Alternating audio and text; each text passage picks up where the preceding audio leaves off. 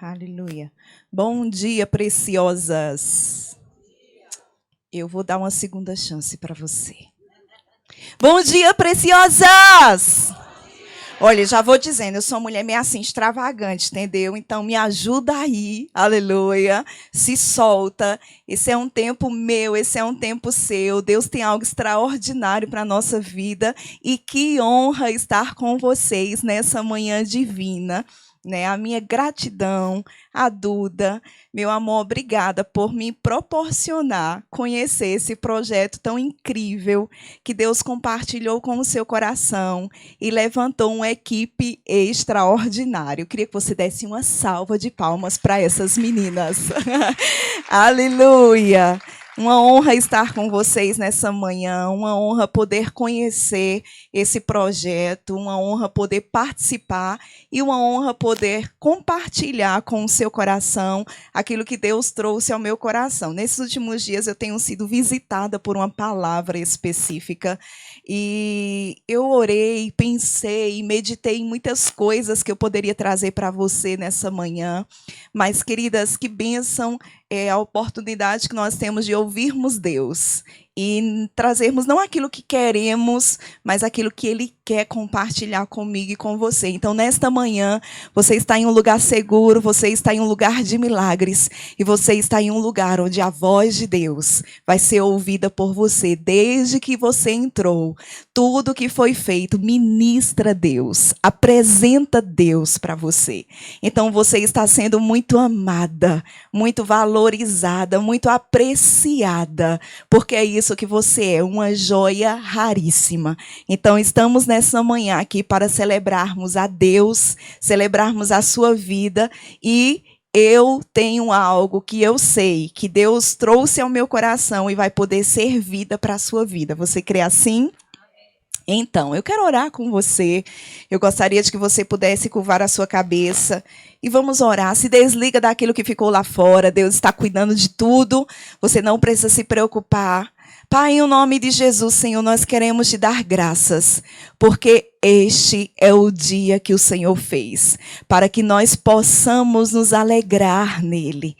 Nós te damos graças porque a tua bondade nos alcançou, porque a tua graça nos assistenciou, porque o teu amor nos atraiu. E nessa manhã nós nos sentimos tão amadas, tão cuidadas, tão preciosas aos teus olhos, Senhor. E estamos nesse tempo para mergulharmos em tudo aquilo que o Senhor tem para nós. Nós bendizemos o teu nome por essa porta, pela academia de virtude, Senhor. Nós te damos graças por cada direção, por cada detalhe, por cada inspiração do teu coração compartilhado com o coração de Duda e o coração de cada mulher. Obrigada porque esse projeto ele nasceu em ti e ele desemboca em nós como uma expressão de amor leal e real. Te damos graças por tudo quanto já tens feito e por tudo quanto continuarás a fazer nas nossas vidas nesse dia. Em o nome de Jesus o Cristo nós te damos graças e se você crê e concorda, diga eu estou pronta. Diga mais forte, diga eu. Mais forte, diga eu. Estou pronta. Aleluia, glória a Deus. Então, queridas, eu gostaria de começar com um texto bíblico que está lá em Mateus 18. Se você gostaria de acompanhar na sua Bíblia, no seu celular, você pode fazê-lo comigo. Eu gostaria de ler Mateus 18 a partir do versículo 21. Aqui tem algumas palavras do nosso Senhor Jesus e diz assim a partir do verso 21. Então Pedro, aproximando-se, lhe perguntou: Senhor, até quantas vezes meu irmão pecará contra mim que eu lhe perdoe? Até 7 vezes? Respondeu-lhe Jesus: não te digo que até 7 vezes, mas até 70 vezes 7. Quando nós olhamos para essa referência bíblica, e a gente vai continuar lendo o próximo verso, então você pode manter aberto aí. Quando nós olhamos para essa referência bíblica, nós encontramos um dos discípulos de Jesus fazendo a ele uma pergunta. Eu não sei se diante das afrontas, das adversidades, das circunstâncias, né, da maledicência que alguém fez contra você, eu não sei se você já se perguntou, rapaz, até quando eu vou ter que tolerar isso? Até quando eu vou ter que lidar com isso? Até quando eu vou ter que estar aqui, né, nessa circunstância, administrando tudo isso que está acontecendo? Até quando, Senhor? Até quando? Isso é uma pergunta que normalmente nós fazemos diante de um sofrimento. Porque eu não sei se você concorda comigo, mas quando você recebe uma ofensa, quando alguém te ofende, isso causa em nós um sofrimento. Sim ou não, meninas? Sim.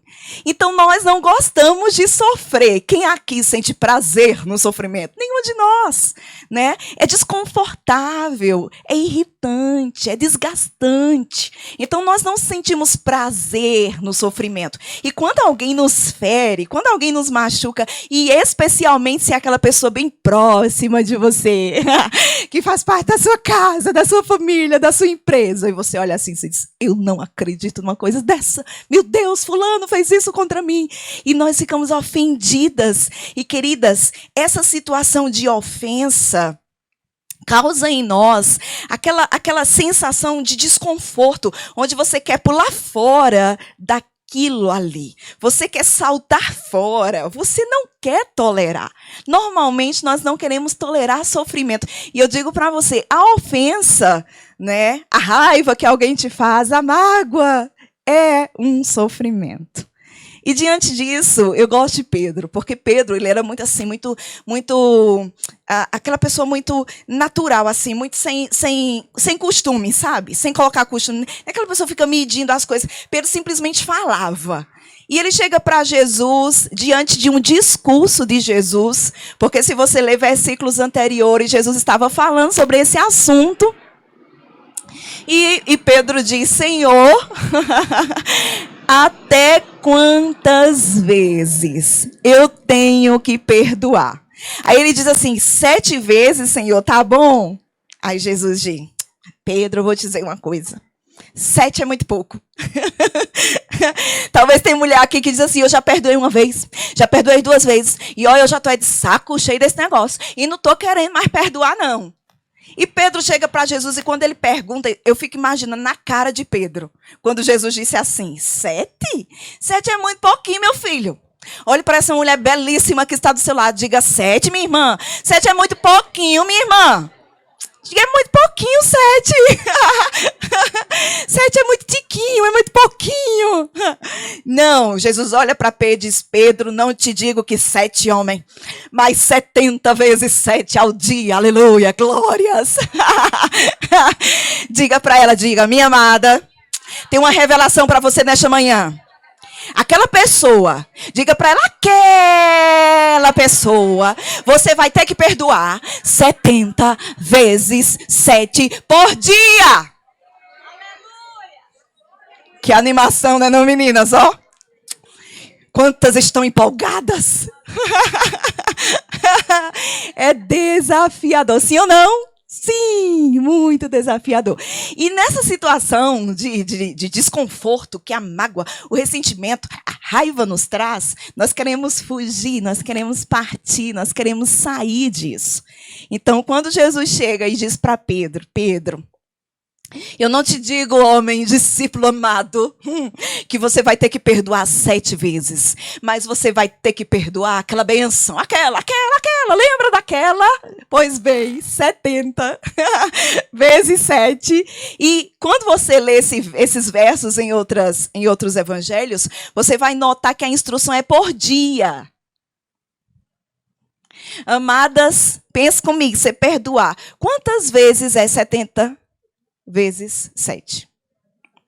490 vezes ao dia, quase 500, ó.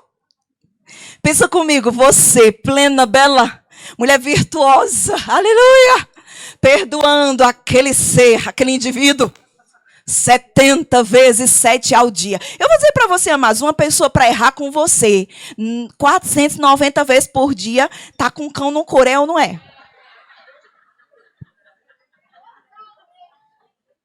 Tá com cão no couro. E às vezes nós somos assim,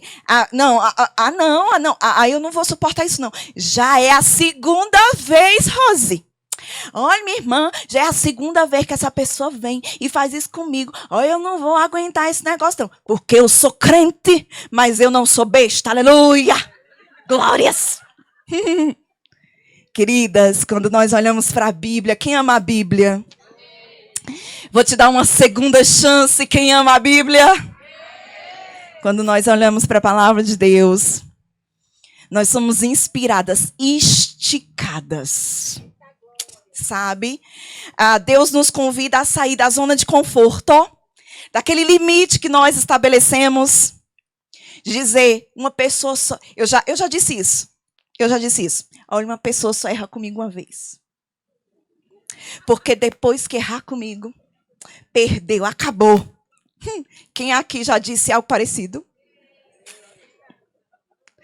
Todas nós, em algum momento, ou já dissemos, ou já pensamos dessa maneira. E sabe, eu quero já te adiantar uma instrução muito, muito, muito valiosa. Porque você está em um lugar de valores nesta manhã. É um lugar onde os valores dos céus, os valores de Deus vão ser compartilhados com o seu coração. Quando a gente pensa sobre o perdão, muitas de nós temos dificuldades em perdoar, em exercer essa virtude do perdão. Porque nós pensamos que perdoar é um bem que nós estamos fazendo ao nosso ofensor. Você pensa assim, aquela pessoa errou comigo. Não, eu que tenho que perdoar. E nós alimentamos o nosso subconsciente que perdoar é um favor que nós fazemos ao ofensor. Só que isso é uma mentira do diabo. O perdão não é um bem que você faz a quem te ofendeu.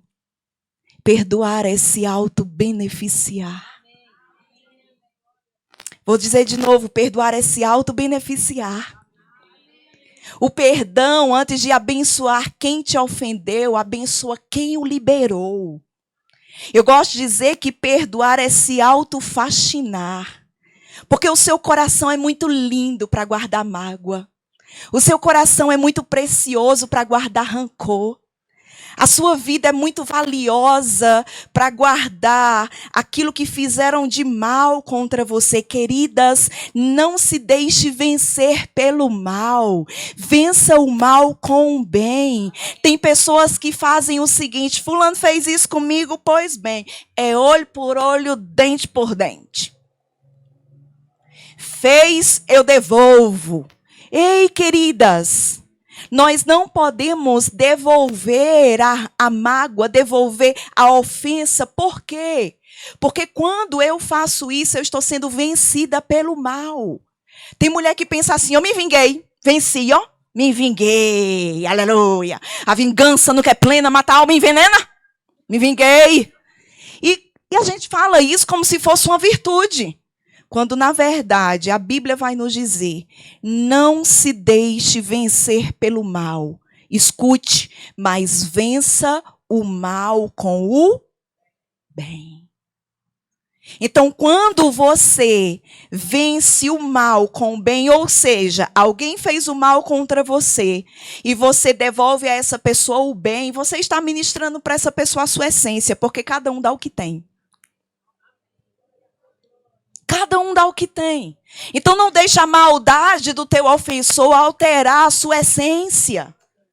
Tirar de você a identidade de filha virtuosa. Por quê? Porque você tem essa essência dentro de você. Então, se alguém fez o mal contra você, queridas, entrega isso ao Senhor. Deus é a sua justiça. Não procura, trabalhar com as suas próprias mãos para se vingar dessa pessoa, porque não vale a pena. Se vingar é se sujar. É se contaminar, é deixar o mal vencer você. Quando você pratica o bem, você vence o mal. Quando você cede para o mal, você é vencida pelo mal.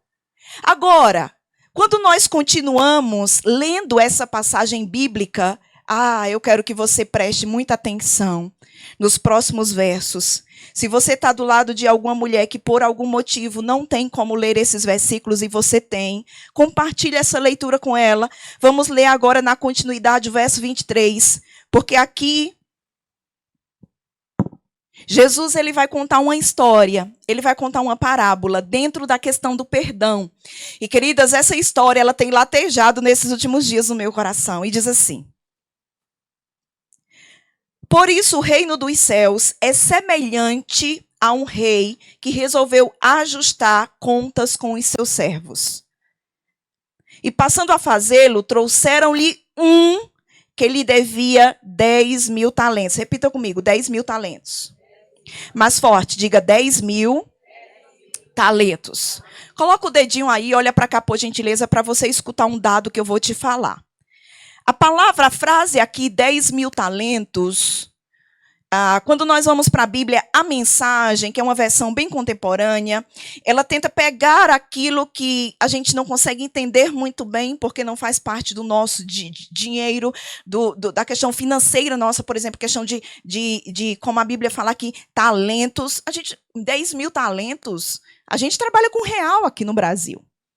Então, a gente não consegue entender muito bem. Quando a gente vai para a Bíblia, a mensagem, ela tenta desmistificar isso para nós e trazer um entendimento mais claro, mais esclarecido sobre aquilo. E a Bíblia, a mensagem, vai dizer que esses 10.000 talentos eram 300 toneladas de prata. Repete bem forte comigo, diga 300 toneladas de prata. Mas não era prata falsificada, era prata legítima. Agora pensa comigo, 300 toneladas de prata. Esse homem ele devia ao senhor dele 300 toneladas de prata. Quem entendeu? Na continuidade vai dizer, não tendo ele, porém, com que pagar, ordenou o Senhor que fosse vendido ele, a mulher, os filhos e tudo quanto possuía, e que a dívida, através disso, fosse paga. Então, a dívida era tão grande, mas tão grande, que para ser paga, o credor, ele ordenou que fosse vendido o devedor, a mulher do devedor, os filhos do devedor e tudo que o devedor tinha. Eita glória! Diga assim, o buraco era grande. A dívida, minha irmã, era grande. Enorme. Todo mundo tinha que ser vendido para poder a dívida ser paga. Quem entendeu o negócio, o cenário aqui? Quem entendeu? Continuando. Então, o servo devedor, prostrando-se reverente, rogou: sê paciente comigo, e tudo te pagarei. Próximo verso, escuta isso com atenção. E o senhor daquele servo, compadecendo-se, mandou-o embora e perdoou-lhe a dívida. Repete comigo, a dívida desse homem foi perdoada. Quem entendeu? Continuando. Saindo, porém, aquele servo perdoado, encontrou um dos seus conservos que lhe dizia, que lhe devia, repetindo, verso 28, saindo, porém, aquele servo que acabara de ser perdoado, encontrou um dos seus conservos que lhe devia. Então, o homem que tinha sido perdoado sai da presença do Senhor perdoado, alegre. Quem ficaria aqui alegre, mas com um perdão desse, sim ou não? Não, eu quero que você levante sua mão. Quem aqui de verdade ficaria feliz com um perdão desse? Todas nós. Pensa comigo, teu marido ia ser vendido, tu ia ser vendida, os meninos que tu tem, tudo ia ser vendido, e tudo que tu tem ia ser vendido. Diga, o buraco era grande. Pois é, era grande, o negócio era grande, a dívida era grande. Esse homem sai perdoado. E eu imagino ele cantando no caminho. Lara, lara, lara, lara, lara. Mas pensa comigo, você deve um negócio desse, alguém compadecido olha para você e diz assim, você não me deve mais nada. Sua dívida está paga. R$1 não vai sair da sua continha. Já não tem. Preocupe-se não que não vai sair. Nem vai sair o que não tem, entendeu? Seus meninos vai ficar, sua mulher, vai ficar, ó. O amor da sua vida vai ficar. Não precisa se preocupar. Esse homem certamente sai da presença daquele Senhor regozijado. Sim ou não? Aí ele, o infeliz, isso é um infeliz. Eu gosto de chamar lá no Nordeste o infeliz de porta. São infelizes de porta, porque quando ele sai cantando alegre, aleluia, Deus me perdoou, o Senhor me perdoou, eu fui perdoado, glória, glória, glória. Quando ele vai saindo, ele avista, diga avista, um homem que devia a ele, ó. Ele encontra um conservo dele que devia a ele. Quanto era que o conservo devia? Verso 28 vai dizer, 100 denários. A frase 100 denários aqui significa 100 moedas de prata. Quem lembra do que esse aqui devia antes? 300 toneladas de prata. Agora, presta atenção. Agora, ele encontra alguém que devia a ele 100 moedinhas de prata. Ele devia 300 toneladas, foi perdoado.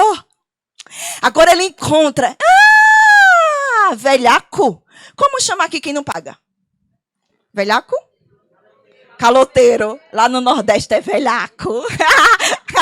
Velhaco, caloteiro. Caloteiro, olha o caloteiro. Me deve.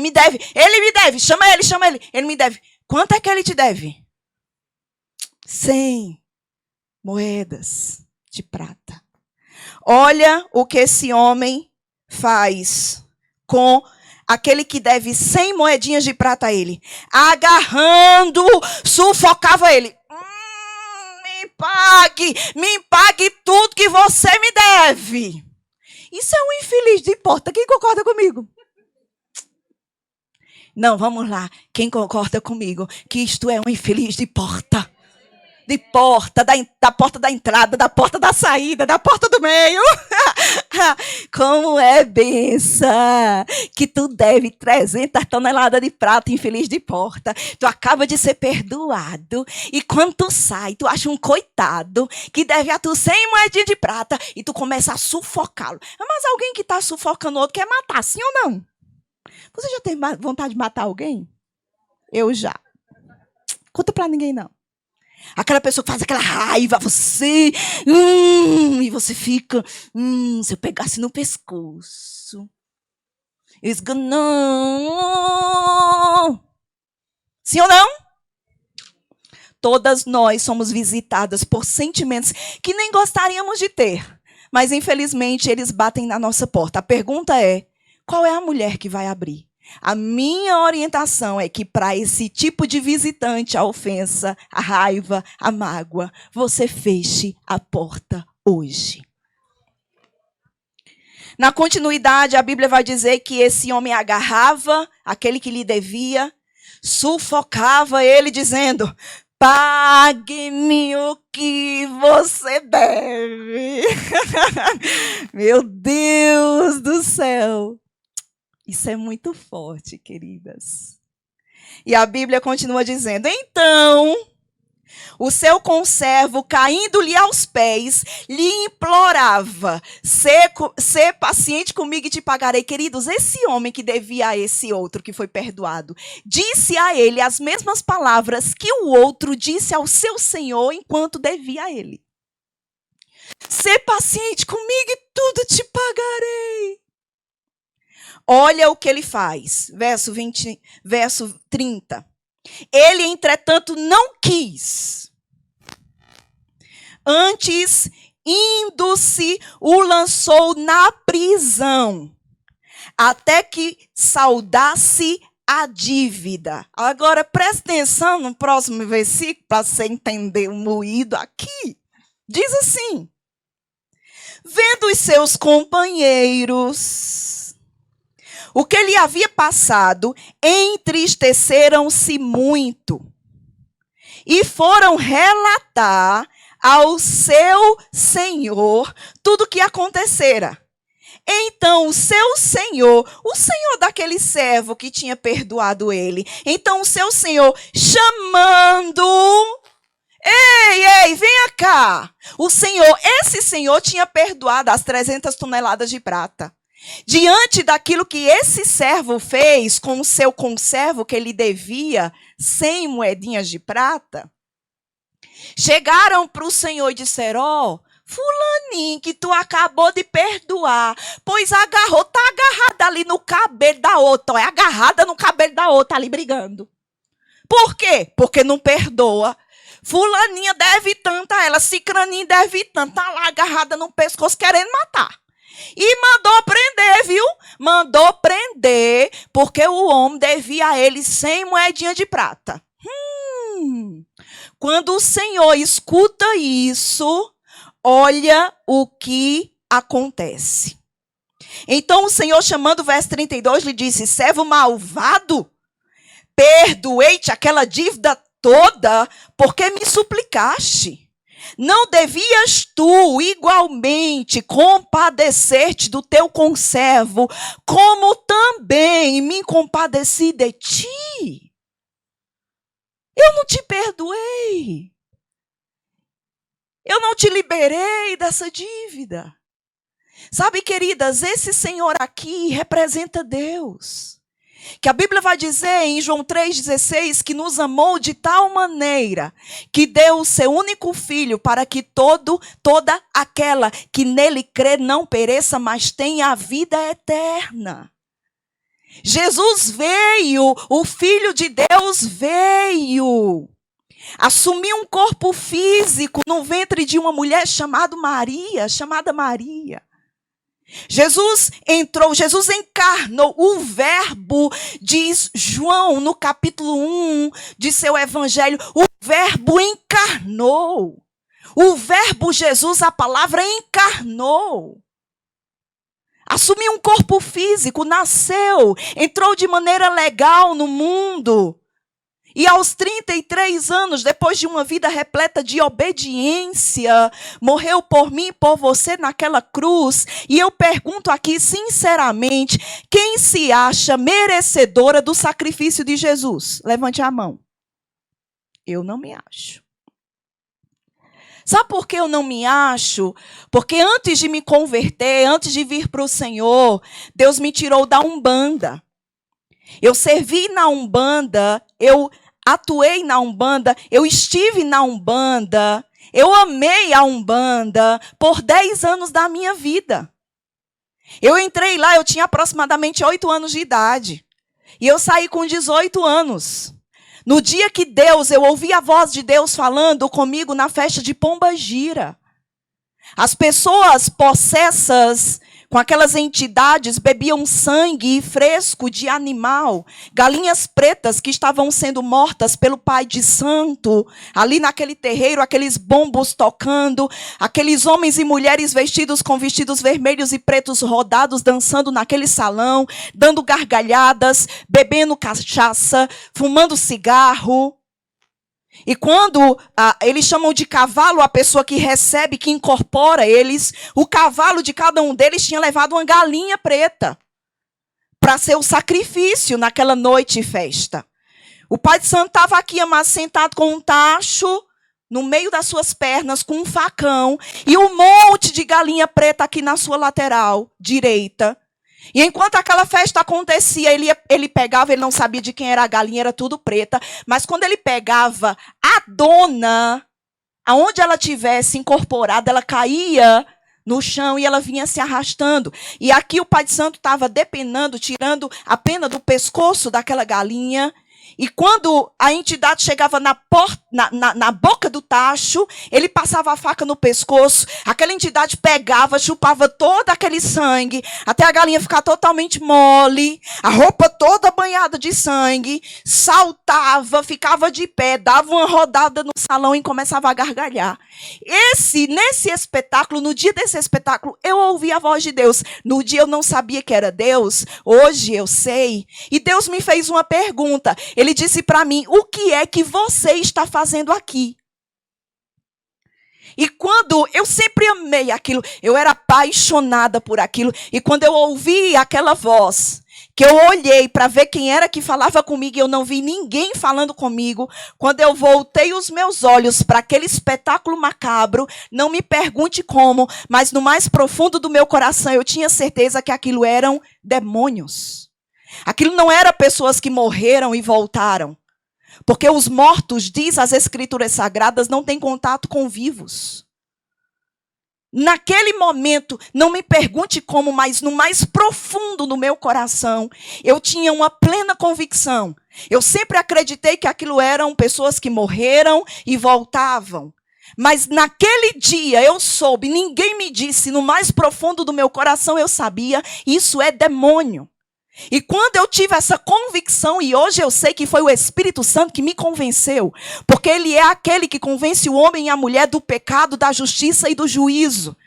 Queridas, quando eu presenciei, quando eu voltei os olhos, que eu vi aquilo, que para mim era normal, aquilo para mim era um espetáculo normal. 10 anos, uma década, uma vida naquilo.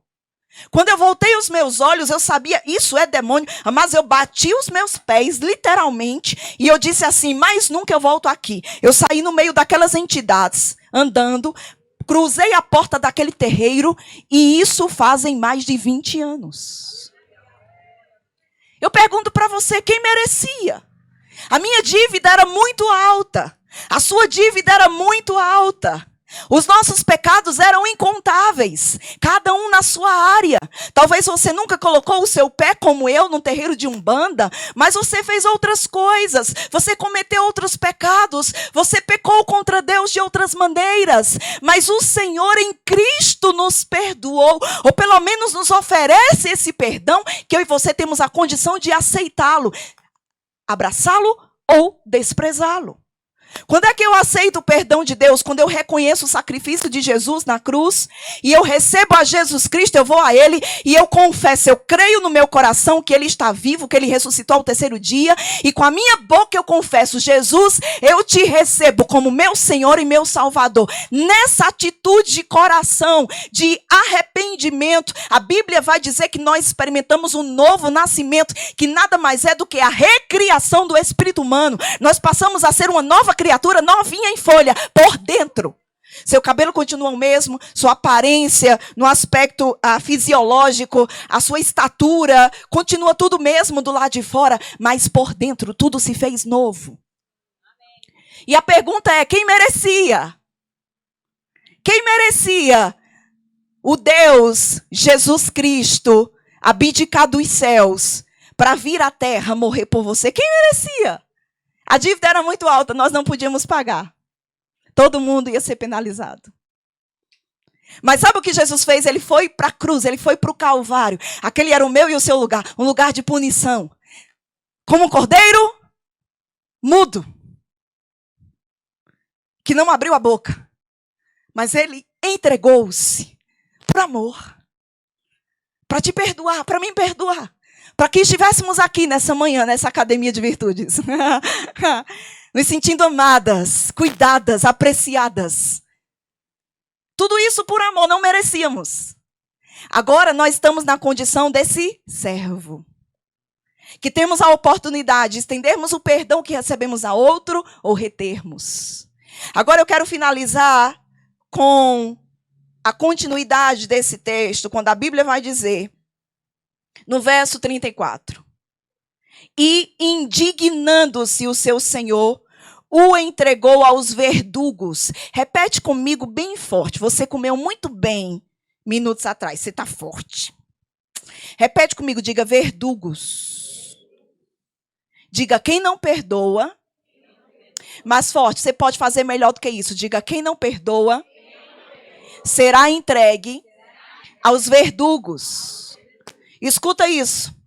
Indignando-se o seu senhor, o entregou aos verdugos, até que lhe pagasse toda a dívida. Agora segura na cadeira e respira fundo. Olha o próximo versículo.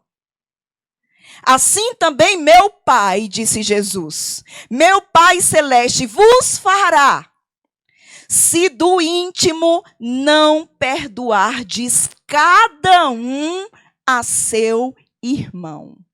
Uau! Sabe, talvez você pergunte a mim, eu quero te responder mesmo. O que significa a palavra verdugos? A palavra verdugos, no original grego, a língua que o Novo Testamento foi escrito, a palavra verdugo significa carrasco, significa torturador. Eu te falo, queridos, o maior dos verdugos que existe. O maior dos verdugos que existe sempre existiu desde que houve a sua queda. Lúcifer, que hoje não tem mais esse nome, seu nome é Satanás, adversário. Beelzebu e tantos outros nomes que a Bíblia lhe dá. Ele é o verdugo dos verdugos. Ele é o senhor dos verdugos. Ele é o verdugo principal. E ele tem servos, chamado de demônios, que agem também como verdugos. Satanás é o verdugos dos verdugos. E uma coisa que o diabo é torturador.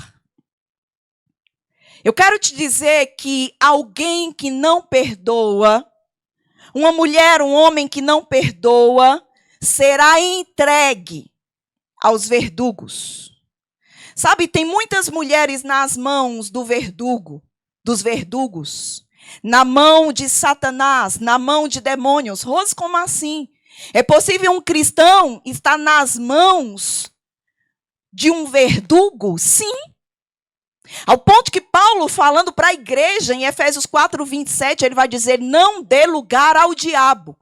Porque se eu der lugar ao diabo, o diabo vai entrar, ele vai ter acesso e ele vai machucar. O que é que um verdugo faz? O que é que Satanás faz? Tortura. O diabo é torturador. Eu estou para conhecer, olha para mim, escuta isso, eu estou para conhecer. Se você conhecer, você me apresenta, por favor. Eu vou fazer questão de conhecer essa pessoa. Eu estou para conhecer uma mulher, já que eu estou falando para mulheres, homens e mulheres, mas eu estou para conhecer uma mulher que tenha mágoa, ressentimento no seu coração, falta de perdão e não seja atormentada. Se você conhecer uma, me apresenta. Atormentada como, Rose? Depressão, enfermidades das mais diversas, depressão, enfermidade na alma, crise de ansiedade, desejo por suicídio, amargurada, rancorosa, aquela mulher amarga. Sabe aquela mulher amarga que você não tem prazer de estar perto? Ela acorda. O meu nome é Rosimara. Diga Rosimara. Não é Rosemary, Rosemeire, Rose. O povo me chama de... É Rosimara. Porque o nome da minha mãe é Amara. Então, mãe aqui juntar o nome de painho, Romildo com Amara. Ó, deu Rosimara. Que maravilha, não? É uma mistura santa, aleluia. E Amara significa amarga.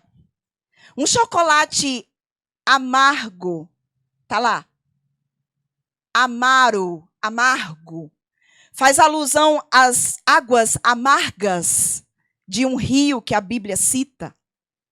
E eu lembro que quando eu casei, eu era essa mulher amargurada. E meu marido dizia assim, ô Rose, mulher, vamos trocar o teu nome? Bichinho, coitado.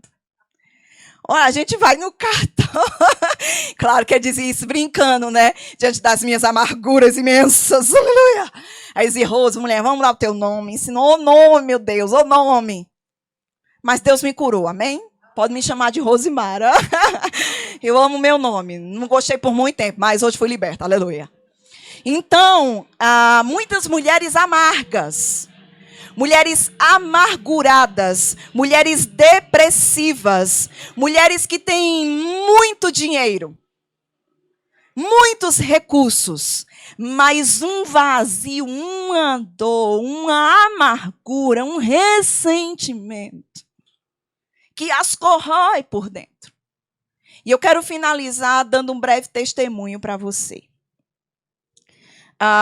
Eu entrei na Umbanda com aproximadamente 8 anos de idade, ok? São raros os momentos que eu compartilho esse testemunho.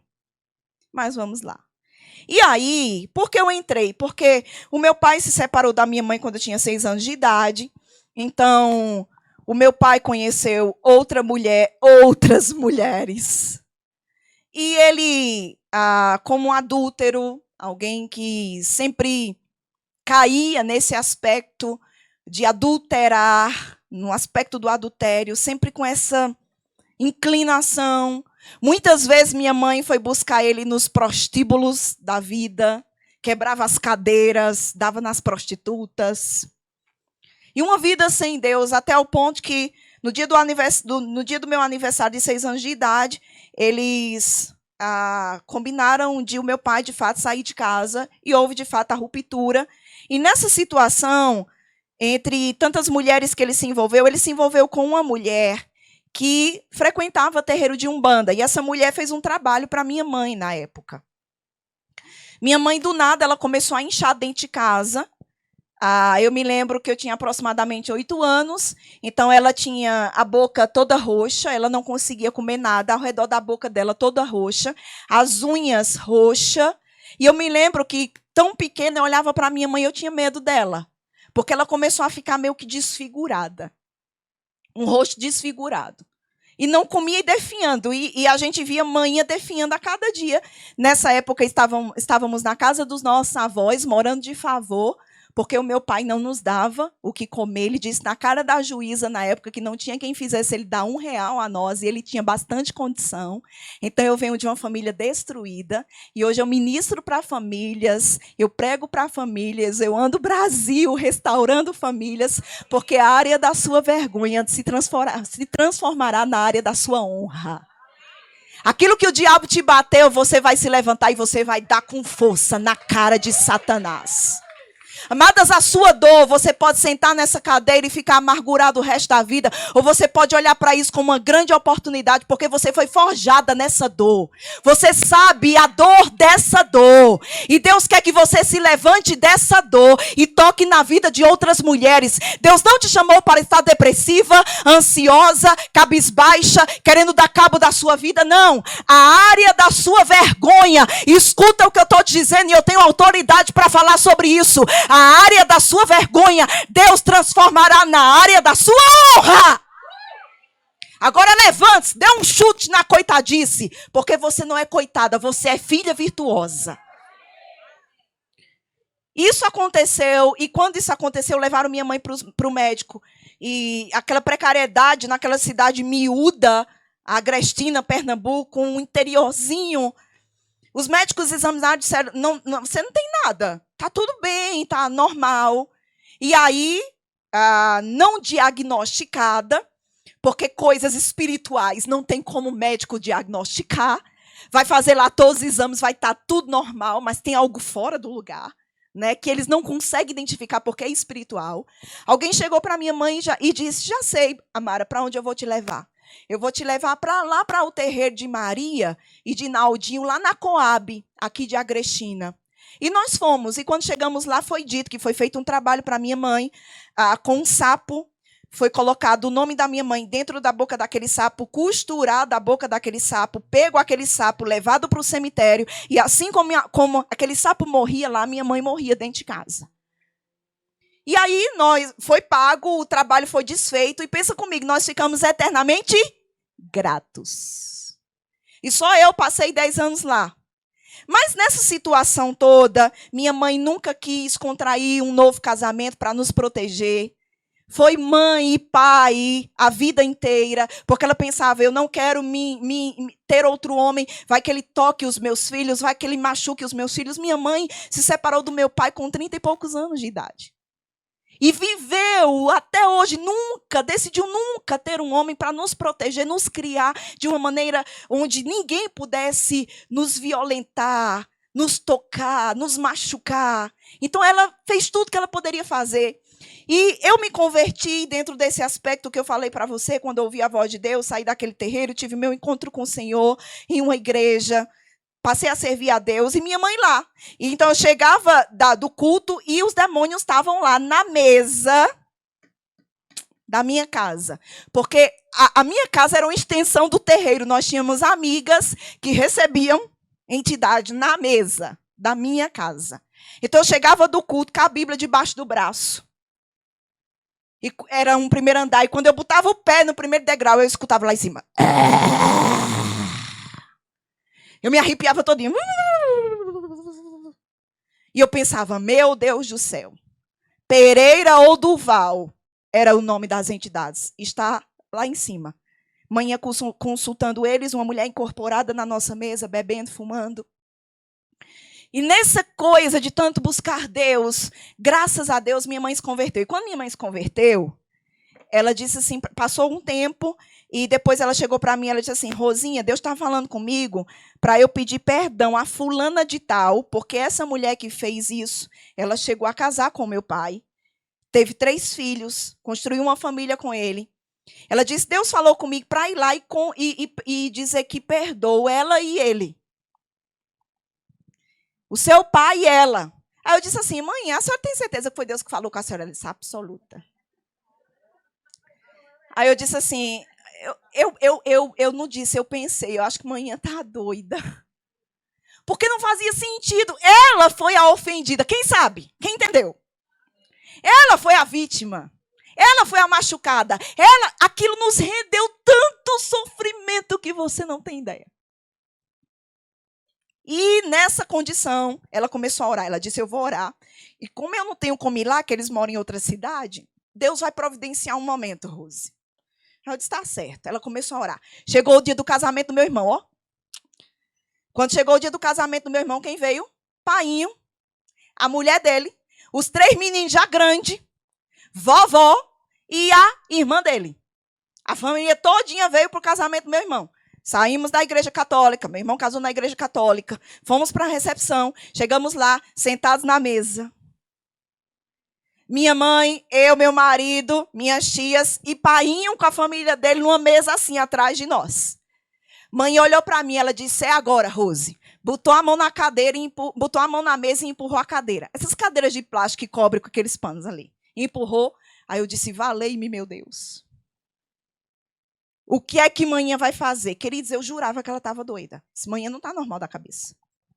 Aí eu estava de costas, sentado de costas para a mesa do meu pai. E meu marido estava aqui do lado.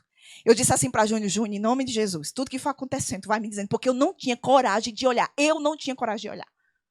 Aí lá vai, manhã plena, bela, porque uma mulher que perdoa é uma mulher plena. Bela, que anda de cabeça erguida, virtuosa ao extremo. Não ia se arrastando como uma coitada, uma lagarta. Não, plena e bela. Ela chegou lá no meio da mulher do meu pai, se colocou e disse, boa noite. Aí todo mundo olhou para ela assim, boa noite. Pensava que ela ia fazer um escândalo. Aí depois ela me disse, porque não dava para a gente ouvir. Naquele momento ela chegou e disse assim, na frente de todo mundo, ela poderia ter chamado a mulher do meu pai, e meu pai à parte. Na frente de todo mundo ela disse assim, fulana de tal, eu vim aqui hoje para lhe pedir perdão. Lhe pedir perdão por todas as vezes que eu lhe machuquei, por algo que eu tinha feito que entristeceu o seu coração. E a mulher lá, eu também me perdoe. Essa mulher, hoje ela é convertida, mas ela se converteu muito antes da minha mãe e nunca veio pedir perdão. Nunca. Mãe olhou para o meu pai e disse, Romildo, eu venho aqui lhe pedir perdão, me perdoe. Todo mundo passado na mesa, os filhos deles olhando para minha mãe assim, vovó, minha tia. E eu passada lá na mesa. Daqui a pouco o Júnior disse, Rose, isso que foi? Ele disse, tu não sabe. Eu disse, o que foi, Júnior, o que foi? Ele disse, tua mãe está alisando o cabelo da mulher do teu pai. Eu disse, o quê? Ele disse, está. Queridas, enquanto ela pedia perdão, ela alisava o cabelo daquela mulher. Sabe? Dê o que você tem. Não é o que o outro merece, é o que você tem. E nisso, queridas, ela fez a parte dela, aquela grande dívida, ela perdoou. Porque a dívida maior, ele perdoou. E ela voltou para a mesa. Nossa. Ela voltou para a mesa. E ela voltou plena. Ela era aquela mulher plena. E ela sentou, não como uma humilhada, mas como uma vitoriosa. A minha parte eu fiz. E sabe, queridas, eu tenho na minha vida e na minha família o maior exemplo de perdão humano que eu pude vivenciar, estar do lado, ver, notar, acompanhar. Ele está lá em Agrestina, minha mãe. E através disso, cura começou a se manifestar na vida dela. Finalizando em 1 minuto, eu conheço mulheres cristãs, doentes. A medicina dá no máximo 2 anos. No máximo 2 anos. Para um câncer estourar em um corpo de uma pessoa que carrega mágoa. E você acha mesmo que perdoar é beneficiar o seu ofensor? Perdão é se auto-beneficiar, é se auto-fascinar. Então, seja livre dos verdugos nesta manhã. Como? Decidindo perdoar. O diabo é torturador. Ele vai te torturar por causa desse ressentimento. Ele vai te machucar. Ele vai tocar na sua saúde. Ele vai tocar nas suas finanças. Mas hoje, nesta manhã, nós diremos para os nossos ofensores: eu te perdoo. Nos assentaremos à mesa de maneira plena, como mulheres virtuosas que praticam o perdão.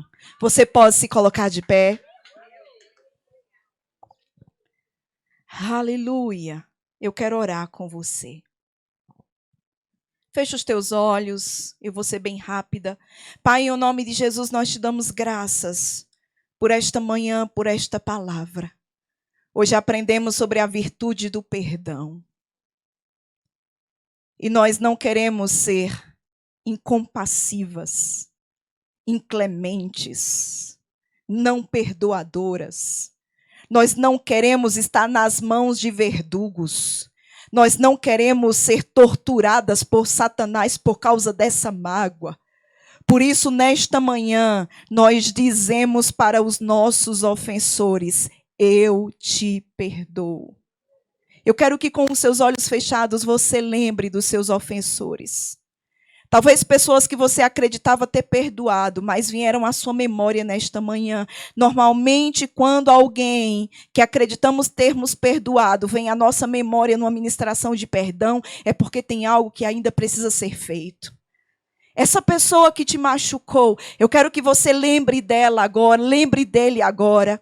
E em fé, por amor a si mesma, você possa repetir comigo: diga, meu ofensor. Diga, meu ofensor.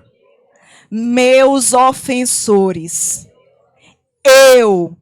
Diga o seu nome. Eu, Rosimara. Mais uma vez. Eu, Rosimara. Te perdoo. Os perdoo. Em o nome de Jesus. Pai, obrigada. Porque cadeias estão sendo quebradas nesta manhã. Os verdugos estão nos perdendo. Estamos sendo soltas das suas mãos, dos seus grilhões, do massacre, do rancor, da maledicência, da ansiedade, da crise, do pânico, da depressão, da falência, das dores, das enfermidades. Senhor, a liberdade nesta manhã. Levante suas mãos, se você puder. A liberdade nesta manhã. Repita comigo, diga: Senhor, eu sou livre. Diga: Senhor, eu sou livre. Diga: os verdugos não me têm nunca mais. Levante sua mão mais alto que você puder e diga: Senhor, eu celebro a minha liberdade. Diga: eu celebro o perdão que recebi. E porque eu recebi, eu dou aquilo que eu recebi. Diga: Senhor, eu sou livre.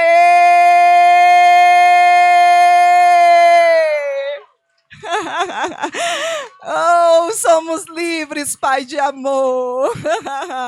Não temos o direito de estarmos ofendidas, porque os nossos mais terríveis pecados foram perdoados. E com os seus olhos fechados, eu quero te fazer um convite nesta manhã. Se você está aqui, feche os seus olhos. Se você está aqui e você nunca entregou publicamente a sua vida a Jesus, você nunca o confessou como Senhor e Salvador da sua vida, e você gostaria, eu falei no início dessa mensagem, que todo aquele, toda aquela que reconhece, crê no sacrifício de Jesus, acredita que Ele vive, e confessa Ele com sua boca, declarando que Ele é o Senhor da sua vida, a Bíblia vai dizer que essa pessoa é salva.